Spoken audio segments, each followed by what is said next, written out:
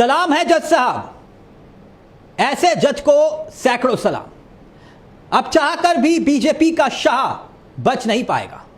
जी, वही विजय शाह, क्योंकि supreme court ने एक नहीं दो नहीं बल्कि कई बड़ी बातें अपने आदेश में कही हैं, जिससे साफ हो गया कि देश की बेटी कर्नल सूफिया कुरैशी पर सड़क छाप भाषा बोलने वाला यह मंत्री विजय शाह बुरी तरह से फंस चुका है। बात सिर्फ इतनी नहीं है कि सुप्रीम कोर्ट ने अपने आदेश में यह कहा कि दिखावटी होते हैं ये मगरमच्छ के आंसू। बात तो इससे भी आगे है, बहुत आगे है। मंत्री को लेकर यह बात सिर्फ यहीं तक सीमित नहीं है। जो बोला गया कि उसका परिणाम आपको भुगतना पड़ेगा, जो आपने बोला। दरअसल कोर्ट ने विजय शाह को बेनकाब कर दिया। सोचा भी नहीं होगा विजय शाह ने कि सुप्रीम कोर्ट इस कदर फटकार लगाएगा कि पूरे देश में थू थू होगी उनकी। वो पूरी जिंदगी इसे याद रखेंगे। तो चलिए समझिए कोर्ट ने जो कुछ बड़ी बातें कही अपनी सुनवाई के दौरान, क्योंकि मैंने कहा एक नहीं, दो नहीं, तीन नहीं, चार नहीं, कई महत्वपूर्ण बातें कोर्ट ने इस दौरान कही और जो सबके लिए एक नजीर है, जिसकी हर तरफ चर्चा हो रही है।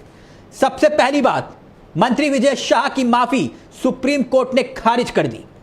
खारिज कर दी क्योंकि सुप्रीम कोर्ट ने इसी माफी को खारिज करते हुए एक बड़ी बात कही है, वो आगे बताऊंगा। दूसरी बड़ी बात, कोर्ट ने यह कहा कि बीजेपी मंत्री कुंवर विजय शाह के खिलाफ एफआईआर की जांच कोई और नहीं बल्कि अब एसआईटी करेगी। यह दूसरी बड़ी बात थी। लेकिन तीसरी बड़ी बात, इस दौरान कोर्ट ने कहा कि इस एसआईटी में 3 वरिष्ठ आईपीएस अधिकारी होंगे। और चौथी बड़ी बात यह कि एसआईटी के ये अधिकारी मध्य प्रदेश के आईपीएस नहीं होंगे, यानी कि मध्य प्रदेश राज्य से उनका कोई लेना देना नहीं होगा। इसका मतलब समझते हैं आप? क्योंकि सुप्रीम कोर्ट और कोर्ट ये जानता है कि इन मंत्री को बचाने के लिए राज्य सरकार ने क्या किया, और इसमें एक महिला भी शामिल होगी। अभी कुछ और बड़ी बातें कोर्ट में जो कुछ हुआ, मगर उससे पहले यह जान लीजिए कि मंत्री की किस कदर कोर्ट में छीछा लदर हुई, किस कदर बेइज्जती हुई, क्योंकि बात यहां माफी की भी थी। तो सुनिए कोर्ट ने 5वीं बड़ी बात क्या कही। कोर्ट ने विजय शाह की माफी को घड़ियाली आंसू बताया कि वो घड़ियाली आंसू है। जानते क्यों? क्योंकि विजय शाह के जो माफी वाले बयान को लेकर कहा गया, उसे घड़ियाली आंसू क्यों कहा कोर्ट ने, क्यों बेनकाब किया, अब वो सुनिए। दरअसल शाह के वकील ने यह दलील कोर्ट में दी कि मंत्री जी ने माफी मांग ली, मै लॉर्ड उन्हें माफ कर दीजिए, बात को खत्म करिए। जानते कोर्ट ने क्या कहा? कोर्ट ने इस पर जस्टिस सूर्यकांत, उन्होंने यह कहा यह कैसी माफी है, कैसी माफी है। माफी की ना सिर्फ आलोचना की बल्कि कोर्ट ने यह तक कह दिया वो माफी है कहां, वो माफी है क्या, आपने किस तरह की माफी मांगी ये बताइए, माफी का कुछ मतलब समझाइए। सब पानी पानी हो गए, क्योंकि कोर्ट ने कहा कभी कभी लोग कार्रवाई से बचने के लिए ऐसी भाषा का इस्तेमाल करते हैं और कभी कभी वो मगरमच्छ के आंसू बहाते हैं। मतलब समझ रहे हैं? आपकी माफी किस तरह की है यह समझाइए। कोर्ट ने पूछ लिया उन्हीं के वकील से, जवाब नहीं था। यानी कोर्ट विजय शाह को पूरी तरह से एक्सपोज करने का मन बना चुका था, और यह अच्छा हुआ, पूरे देश के लिए नजीर है। मैं इस विजय शाह पर पुलिस की कार्रवाई पर भी आऊं, क्योंकि कोर्ट ने इस कार्रवाई की सुस्त चाल पर आलोचना की है। क्योंकि उससे पहले थोड़ा सा आपको फ्लैशबैक में भी जाना होगा, क्योंकि मैंने ये महत्वपूर्ण बातें इसलिए आपको याद दिलाई। और अब जो बातें जिनका जिक्र मैं करने जा रहा हूं, याद कीजिए हाई कोर्ट ने क्या कहा था, खुद संज्ञान लिया, 4 घंटे में एफआईआर दर्ज करने के आदेश दिए। फिर उसके बाद रात भर मोहन यादव के आवास पर बैठक चलती है और ठीक 12 बजे एफआईआर दर्ज उससे पहले होती है। टाइमलाइन समझा रहा हूं आपको। मंत्री जी सुप्रीम कोर्ट जाते हैं, भागे भागे पहुंचते हैं, हाई कोर्ट के आदेश पर राहत देने से हाई कोर्ट मना कर देता है। फिर सरकार की फजीयत और होती है, मगर इस्तीफा नहीं होता। मंत्री अंडरग्राउंड, किसी को मालूम नहीं कहां है। हैरत की बात यह कि मध्य प्रदेश पुलिस कहती है कि हमें पूरा बयान नहीं मिल रहा, जहां सैकड़ों कैमरे थे वहां पर बयान नहीं मिल रहा। इस पर हाई कोर्ट से लेकर सुप्रीम कोर्ट तक अपनी नाराजगी जताता है। मध्य प्रदेश पुलिस अजब गजब कर रही है। सुप्रीम कोर्ट ने यही पकड़ लिया। एसआईटी बना दी, 3 आईपीएस होंगे, मध्य प्रदेश का कोई नहीं। इसका मतलब परिणाम भुगतना होगा, यह कह रहा है कोर्ट। महिला अफसर उसमें शामिल होंगी और एसआईटी मंगलवार 10 बजे तक गठित करने के आदेश दे दिए जाते हैं। और इतना ही नहीं दोस्तों, जो महत्वपूर्ण बात एक और मैं आपको बताने जा रहा हूं कि सुप्रीम कोर्ट ने एसआईटी से स्टेटस रिपोर्ट यानी डेडलाइन फिक्स की है, 28 मई तक आप स्टेटस रिपोर्ट दाखिल कीजिए।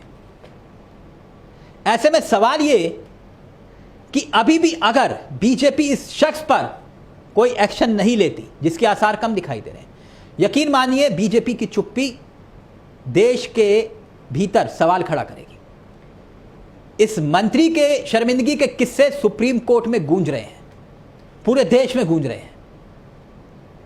कोर्ट ने कहा कि मैं ये क्यों कह रहा हूं, क्योंकि ये मेरा वाक्य नहीं है। देश की बेटी कर्नल सोफिया कुरैशी को अपमानित करने वाले इस मंत्री को लेकर जो कोर्ट ने कहा है, वो एक एक करके मैंने आपके सामने रखी बातें। इस मंत्री की सुप्रीम कोर्ट में जिस कदर छीछा लदर हुई है, अगर कोई और मंत्री होता, यकीन मानिए, या विपक्ष का नेता भी होता, तो आला कमान के बोलने से पहले किसी राज्य में इस्तीफा हो जाता ऐसे मंत्रियों का। मगर ऐसा इस केस में नहीं हुआ। कोई बीजेपी का नेता आपको इस मंत्री को लेकर बोलते हुए सुनाई दे रहा है, आलोचना करते हुए सुनाई दे रहा है? नहीं ना, आला कमान साथ खड़ा है। यानी कोर्ट का इतना कहना और कहने के बावजूद भी मंत्री को रत्ती भर भी अगर शर्म होती तो यह मंत्री कब का इस्तीफा दे देता, तुरंत अपने पद से इस्तीफा दे देता। लेकिन अभी भी लग रहा है कि शर्म बची नहीं है, तभी तो चाल चरित्र और चेहरे की बात हो रही है। मगर उम्मीद अब ना के बराबर है कि मंत्री का इस्तीफा होगा, और अगर हो भी गया तो इतना सब कुछ होने के बाद भी सवाल खड़े हो रहे हैं। तभी कोर्ट ने कहा कि आप बहुत घटिया भाषा का इस्तेमाल कर रहे हैं, आपने घटिया भाषा का इस्तेमाल किया, कोर्ट ने कहा। तो दोस्तों सवाल कई हैं, लेकिन एक एक करके जो महत्वपूर्ण बातें कोर्ट ने कही और जो पुराने किस्से हैं वो तस्दीक करते हैं कि कहीं ना कहीं कुछ ना कुछ गड़बड़ जरूर है। लेकिन एक तरफ विजय शाह है दोस्तों, और दूसरी तरफ वो प्रोफेसर अली खां। 2 वाक्य, 2 किस्से, अलग अलग, पैमाने अलग, मुद्दा एक ही, मुद्दा एक ही। वहां महज एक पोस्ट पर एक्शन हो गया प्रोफेसर अली पर, हरियाणा पुलिस ने जमीन आसमान एक कर दिया। तो सवाल तो उठ रहे हैं, जो प्रोफेसर अली खां, मामला कोर्ट में है, कोर्ट जानेगा कि सही क्या है गलत क्या है, लेकिन जो अंग्रेजी में उन्होंने पोस्ट लिखा उसमें सेना का अपमान कैसे हुआ, कौन सा शब्द महिला विरोधी है, ये सवाल पूछे जा रहे हैं। और दूसरी तरफ खुलेआम देश की बेटी का अपमान करने वाला विजय शाह खुली हवा में सांस ले रहा है। यानी दोनों अलग अलग पैमाने। मैंने फिर कहा कि अशोका यूनिवर्सिटी की राजनीति विज्ञान विभाग के जो प्रमुख हैं अली खां, उन्होंने सही लिखा या गलत लिखा ये कोर्ट तय करेगा, लेकिन पैमाने अलग अलग क्यों हैं, सवाल यहां पर यह खड़ा हो रहा है। ऑपरेशन सिंदूर को लेकर सोशल मीडिया पर लिखे एक पोस्ट को लेकर संप्रभुता और अखंडता को खतरे में बता दिया गया, 2 एफआईआर दर्ज हो गई, लेकिन यह मंत्री आज तक इस्तीफा देने के लिए तैयार नहीं होता। रविवार को प्रोफेसर की गिरफ्तारी हो जाती है, लेकिन यह मंत्री आज भी अपने पद पर बना हुआ है। महिला आयोग, हरियाणा महिला आयोग की अध्यक्ष रेणु भाटिया कहती हैं कि प्रोफेसर साहब ने बहुत गलत किया, लेकिन रेणु भाटिया जी, आपके इन मंत्री के बारे में भी कुछ कहिए जो मध्य प्रदेश के मंत्री हैं जिन्होंने देश की बेटी का अपमान किया। ये मैं नहीं कह रहा, सुप्रीम कोर्ट और हाई कोर्ट कह रहा है। लेकिन रेणु भाटिया जी, आप जिस पद पर बैठी हैं, मैं जानता हूं ये बीजेपी की बदौलत है।